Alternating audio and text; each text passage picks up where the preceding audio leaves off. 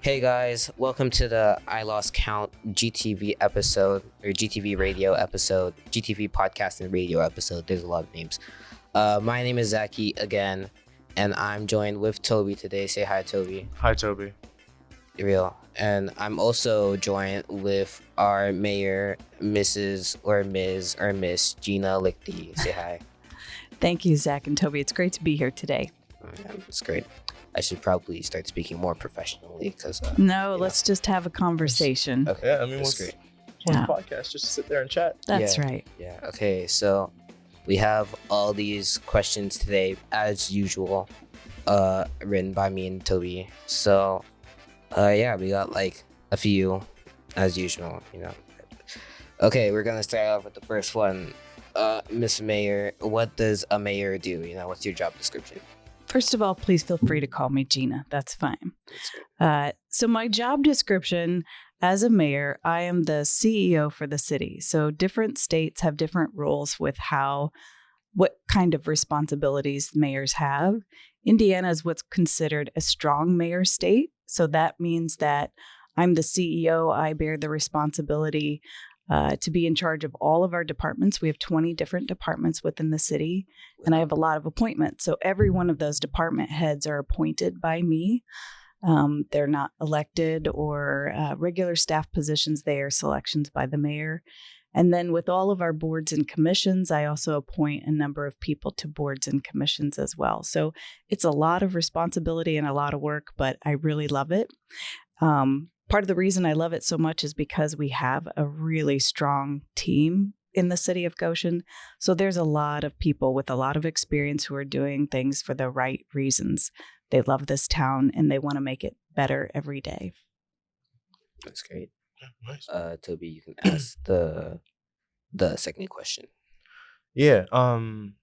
We just wanted to ask, what would you say your main focus is during your time as mayor? That's a great question. It's one that I've been asked many times throughout the campaign. There are some priority issues that the city is dealing with, but I wouldn't say that there's only one thing that we're focusing on. When you're in charge of everything from the sewer system to the airports to day-to-day quality of place in the city, there's really one thing that we focus on. But of those priority issues, there are a couple things that rise to the top of importance across all of those areas. The first I just mentioned, which is quality of place. So quality of place, those are the things that impact the reasons that people want to live in their cities or stay in their cities. So as you guys think about what do you want to do after high school, a lot of people think, oh man, I can't wait to get out of here. So my job is to make sure that there's enough cool things happening here that you actually say, even if I go away for a while, Goshen might be a place that I want to come back to, and I want to raise a family and have a professional career here. So quality of place. So those are the things that are the amenities that really attach people to their community. So do we have great trails? Are there great events happening in our community? Are there attractions? So whether it's outdoor recreation opportunities or indoor opportunities, are we making sure that those things are available in our city? So that's one really important thing. Another thing that rises to the top of not only our city, but cities across the nation is making sure there's enough housing. So if you guys do decide that you want to come back here, are you going to be able to find a place to live? So there is a national housing shortage throughout the whole United States, and every mayor in every city across the United States is working to figure out how to fix that problem. It's a problem that started in around 2008 with the economic crash that we had in 2008. People stopped building houses, and we've never caught up. And the pandemic made it even worse. So post-pandemic, we had economic changes that made the cost of building increase. And then we had increases in inflation rates and in borrowing rates. So it's more expensive to get a loan to buy a house now than it was before. So that's made the problem even more challenging. One of the ways that we're doing that is through partnerships with the state, through economic development grants, to try to make grants available to people who want to build homes so that they can afford to build them and make it a profitable business. But those are two really important things. So quality of place and making sure we're addressing that housing need are two of the top priorities that I'm sure I'll be grappling with for the next 4 years and probably beyond that. That's great. As time's gone on, right, the term third places has been used more and more. Are you So familiar with the term third place? Yes. Yeah. so for the viewers who don't know, third places are, how usually you're just going to home or school or work, right? But what people used to do more often was they'd have a third place to go hang out with their buddies or whatever and cool off steam. So, do you have any plans to make more areas that would count as third places for socialization? Yeah. Well, let me just ask you guys, where's your favorite place to hang out in Goshen? It's a good question. Am I the one being interviewed now? Well, I'm just curious. Come on, Toby, you gotta answer the question. Honestly, out of all the places, probably the Electric Brew is the most friendly place to hang out in. Yeah. Mm, How about you, Zaki? For me, I don't really go much places, but like I guess typically the most normal hangout would be like going to some dude's house that you're friends with and like watching movies or like playing video games. So probably that. Yeah. Well, third places would fall in that category of quality of place. Mhm. So when you're talking about third place, your first place is home, your second place is work or school, and then your third place is where the rest of the places where you spend your time. And what we want to do as a city is help incentivize the development of those places. So there are a number of ways that Goshen does this. So we have partnerships with like the Chamber of Commerce that helps businesses who want to get started or who are trying to grow their business to continue to strengthen them. The city also works with Downtown Goshen, Inc., which is an organization that's focused on the businesses in the downtown district to make sure that they're thriving and strong and that there are events and things happening in the downtown district. But it's always a concern to make sure that we're supporting those businesses, whether it's championing them verbally or trying to find ways to support their business growth, that we're making sure those places are available and strong. I don't know if you guys are aware, there used to be, a number of clubhouses in the downtown and some of the older buildings downtown that youth used to hang out in, and those aren't as active anymore. But there might be an opportunity for you guys too to think about starting one of those third places. Like, what would make it ideal place for teenagers who are looking for a place to hang out? But the Brew is definitely a fan favorite for a lot of high school students. So when I go get my caffeine fix, which is frequent, I often see a lot of young people in there. So it's great that Myron and Dana, who own that business, have done such a good job of making it welcoming to people of all ages, including high school students. Okay. This one. The next question, taking it back a bit in the timeline of events, I suppose. What series of events led you to becoming mayor? Because it's my understanding that before your run for mayor, what was it? What's it called when you the mayor? the interim. Before you were the interim, you didn't have a position in politics. If I'm wrong, I'm wrong. But yeah, how'd you become mayor? You're 100% right.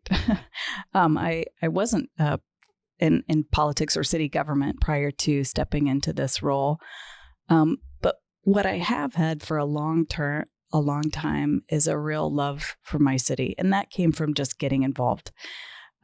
Anytime you start volunteering, it can be for a local organization.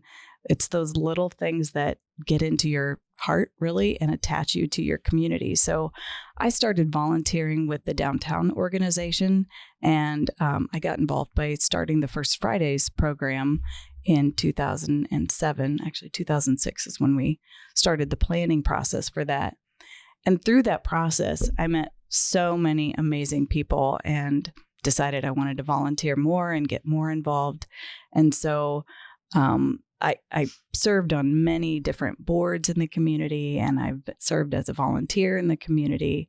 And so it was really those things that attached me to Goshen. And I will say unapologetically, I love Goshen. I think it's a really unusual community where lots of different people come together and they're willing to put their differences aside and they're willing to create really cool things, whether that's art or restaurants or build a strong economy together. People don't necessarily agree. They're not on the same political party, but they're willing to talk to one another and talk respectfully to one another. When I go to different cities, that's not always the case. Sometimes you'll see a lot of infighting. And that's not to say it doesn't happen here and that Goshen doesn't have, its challenges. But what I have found is that people are willing to work together, even if they disagree about certain things. And that's one of the things that I love, because really cool things can happen.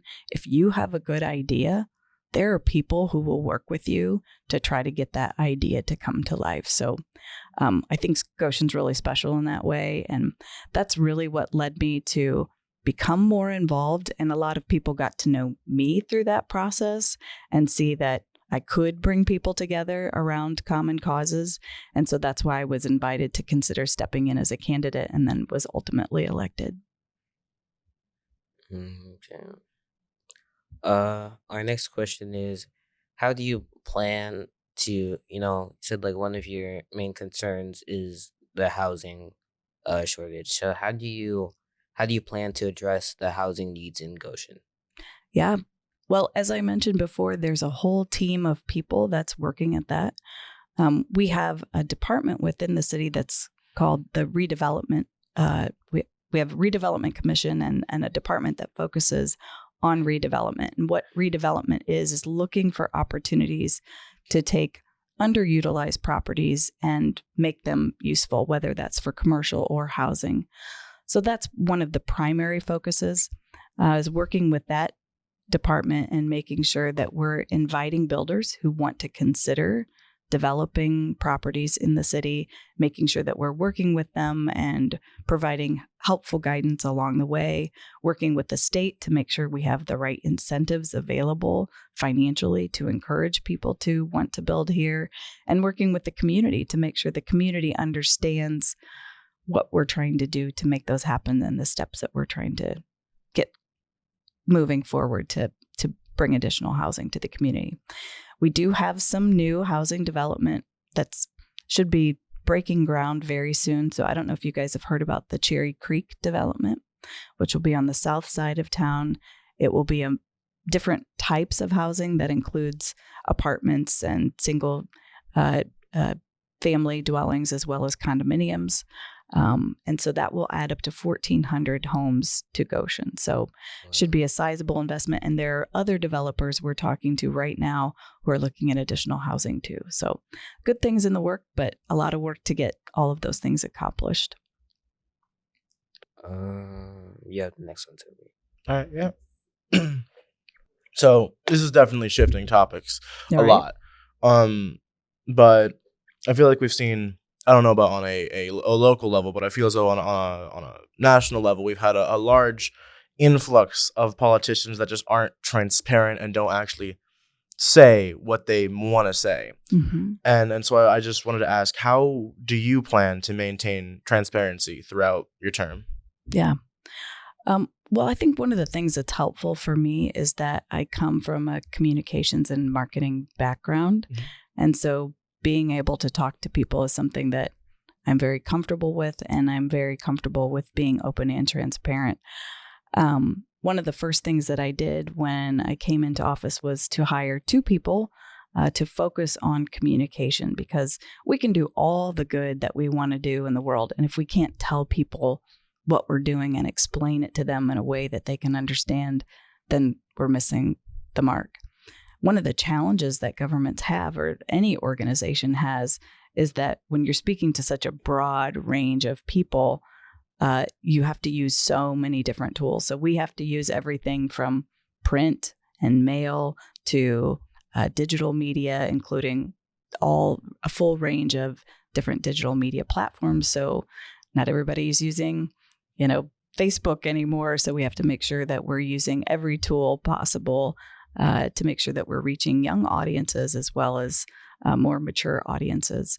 And so we're doing that. We're focusing on making sure that we're communicating well, we're communicating regularly, and we're still strengthening that team. So one of the things that we're looking for, and I'll mention, we will be looking for summer interns. So if there are communications interns that have some experience and would like to get more involved,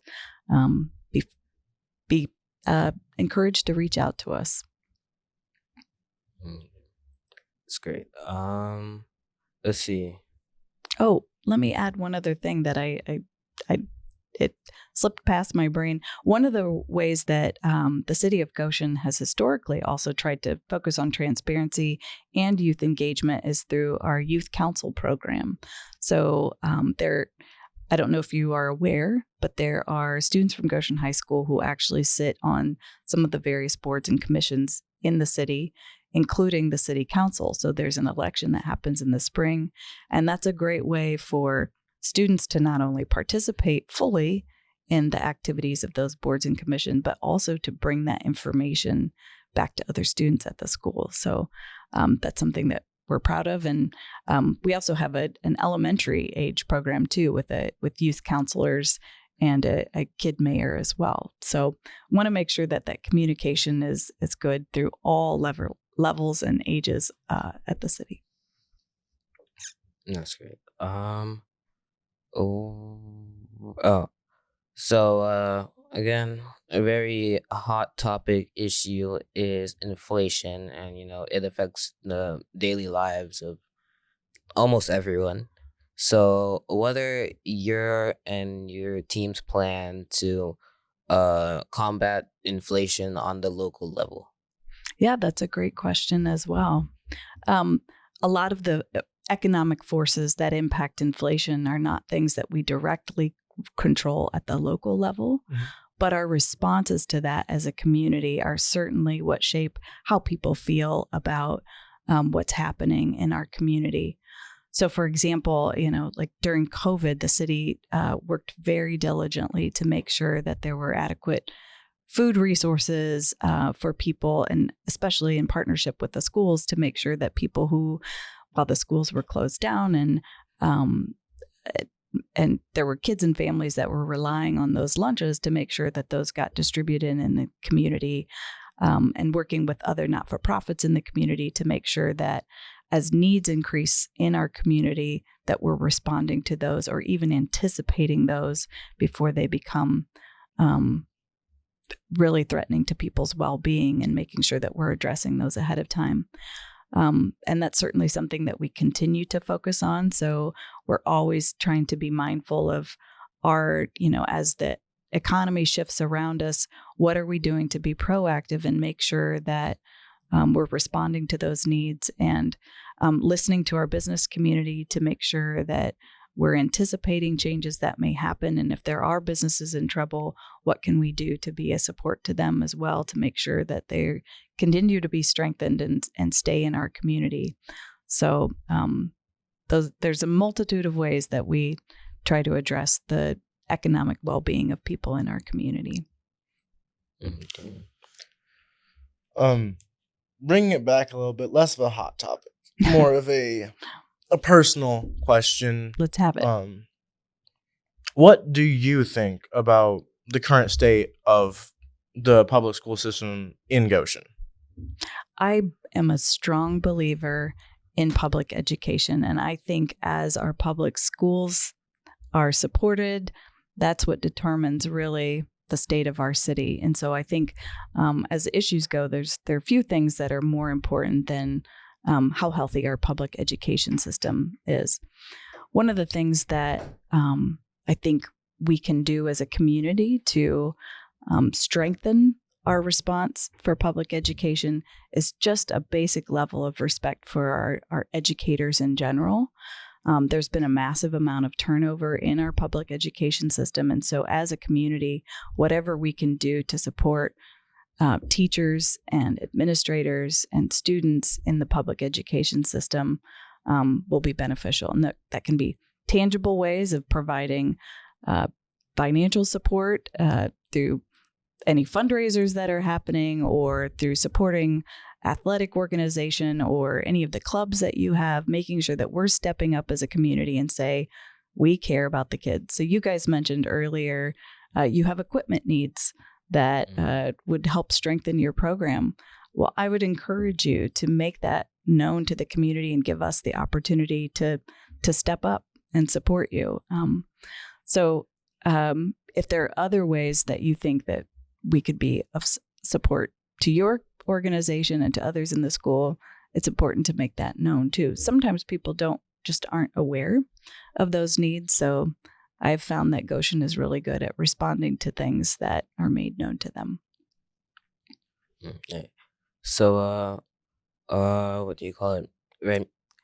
So, transportation in and of itself is a tricky subject to figure out the solution to, because nowadays everyone needs a car to go anywhere they want, and gas prices and all of that, right?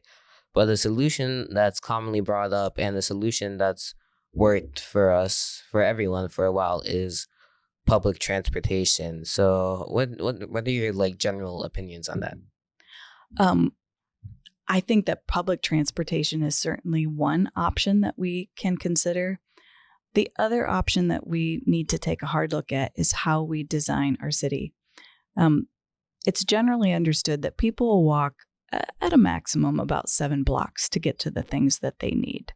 So if you think about where your house is, what can you walk to within 7 blocks? Well, first of all, is there a sidewalk in your neighborhood that you can safely navigate to the things you want to get to? And if that's not the case, that's something that needs to be addressed.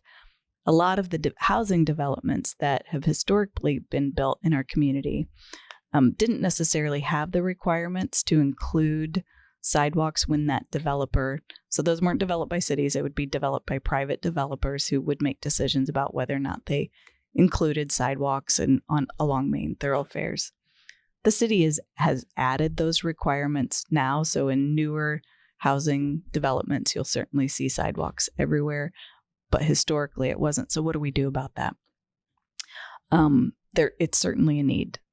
The other thing we need to think about is, are there things within those 7 blocks that you can walk to, like a local grocery store or a local coffee shop or a little restaurant or something? Are there places that you can get to that you can get some of the basic things you need every day? So if you think, if you've traveled to bigger cities, you'll know there's Starbucks on every corner, right? Yeah. But there's also little things like little grocery stores or little convenience shops if you're walking in a bigger city. And that's something that I think we need to introduce in our smaller cities as well. There's a whole school of thought around making sure that every neighborhood has the elements within it to make it a walkable neighborhood. And that's certainly something that over time I would like to work at, and making sure that we're not just planning subdivisions that only have houses, but they have other amenities that people can walk to within that neighborhood. And even looking at current neighborhoods that we have that are only houses, are there places within those neighborhoods that we could add things that could add walkable amenities for those communities? Mm-hmm. Yeah. Yeah. I know we addressed earlier the housing crisis, and you talked about housing in this sheet. Yeah. Mm-hmm. And you talked about, what was it? The Cherry something, was it? Cherry Creek development. Cherry Creek development. Mm-hmm. Which was homes and apartments and condos. But I want to talk more specifically about resources for homeless people who don't have the money to afford an apartment or a house or a condo and need to get back on their feet. What are your plans regarding resources for the homeless? Yeah. In Elkhart County, we are fortunate in that there is a whole network of resources available to people to provide an adequate amount of housing for people who are unhoused. Part of the challenge that we are are working with is there are a number of reasons that people are unhoused. Some people have some kind of addiction or drug-related issue that prevents them from having shelter.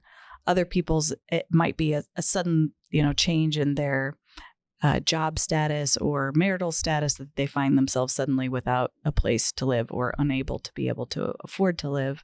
And then there's a third group of people who believe it is their right to choose to live wherever they want, and they want to live outside for whatever reason.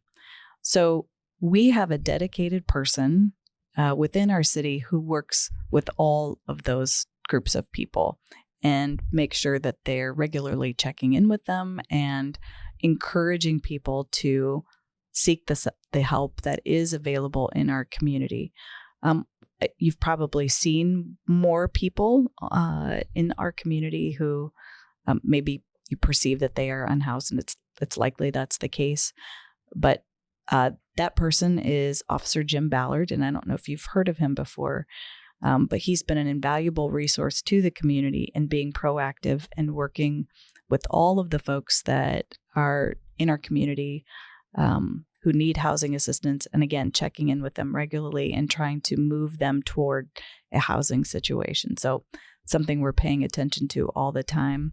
And Officer Ballard also works with other types of crises. So it could be some kind of mental health crises. So not only working with the homeless population, but people who are having some other type of crisis that needs support in our community. So a number of our police officers are trained in crisis intervention that has to do with mental health or housing.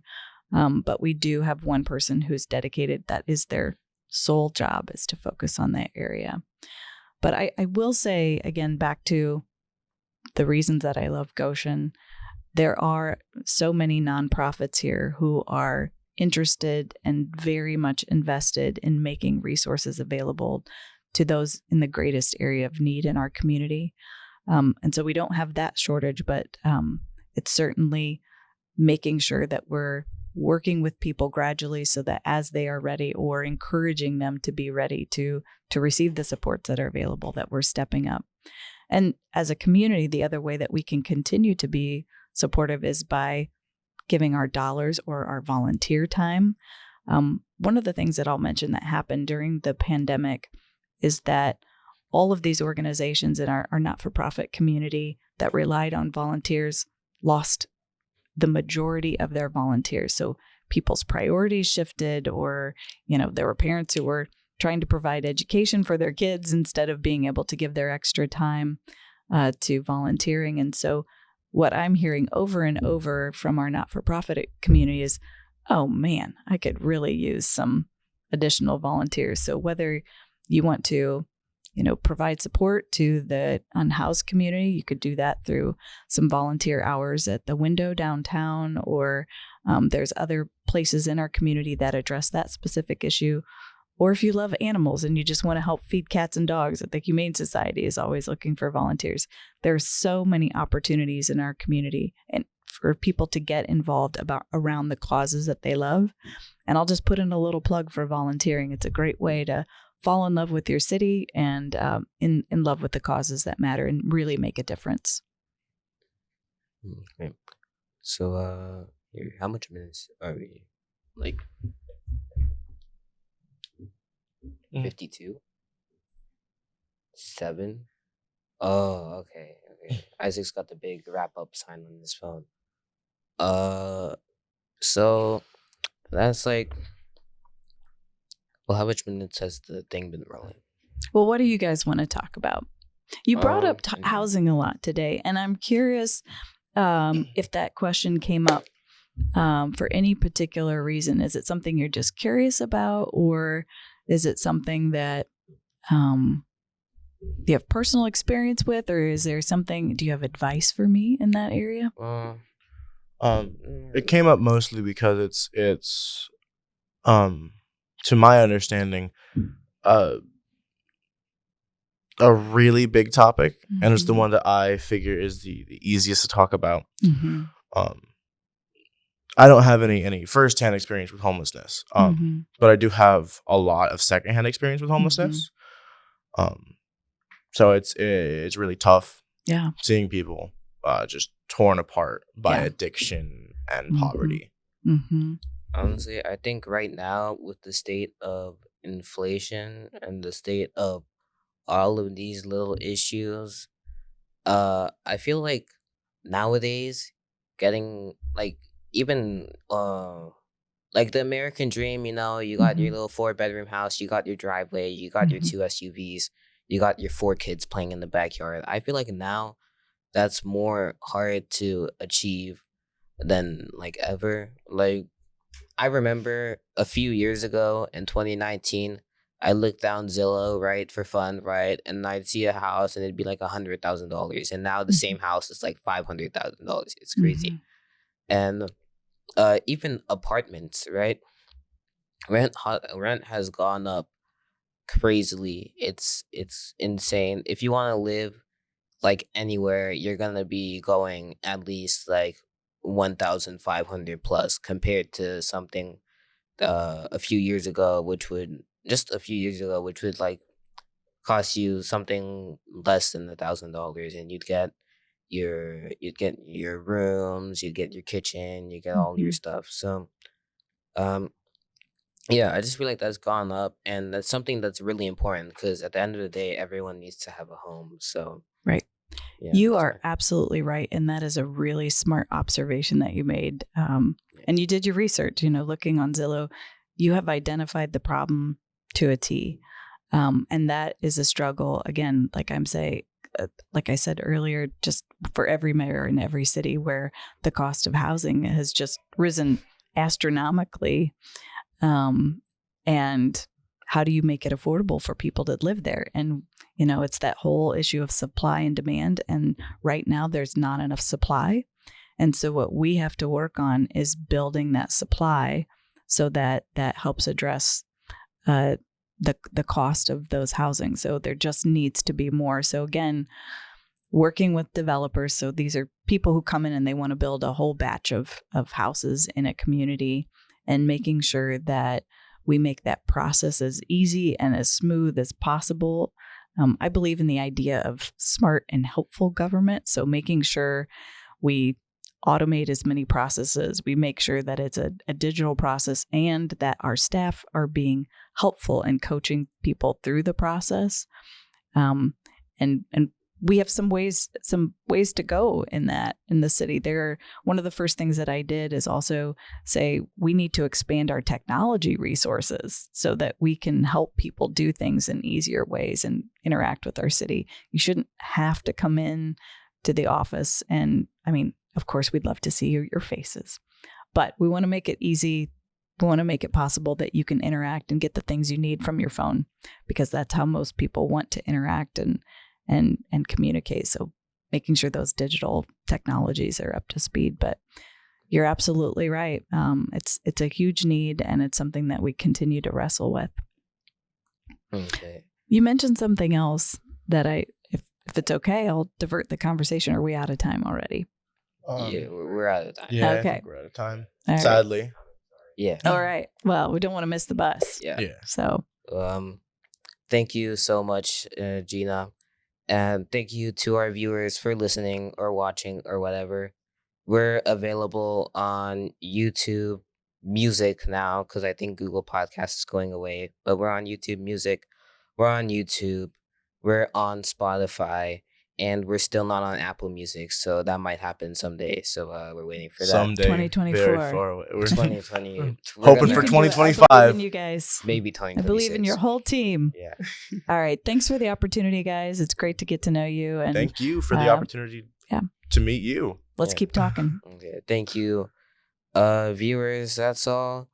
And we'll see you next week on the other side of reality. Bye. Toodles. Bye. Bam, bam, bam. Okay. All right.